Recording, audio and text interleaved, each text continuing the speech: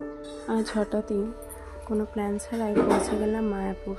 মায়াপুরে পৌঁছেই আমরা প্রথমে মন্দির সংলগ্ন যে পার্কটি আছে সেখানে কিছুক্ষণ ঘোরাফেরা করে তারপর প্রসাদ গ্রহণের কুপনটি কেটে নিলাম। সেটি কেটেছিলাম আমরা গদা ভবন থেকে। গদা ভবনে যে প্রসাদ বিতরণের পদ্ধতিটি সেটি সত্যি অভাবনীয়, এবং সেখানে প্রসাদ গ্রহণ করার পর আমরা মন্দিরে প্রবেশ করলাম।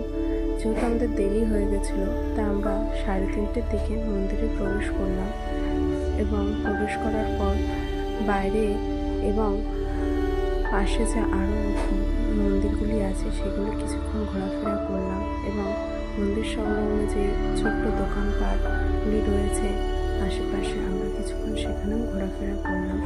আপনারা সেই দৃশ্যটি ভিডিওতে দেখতেই পাচ্ছেন।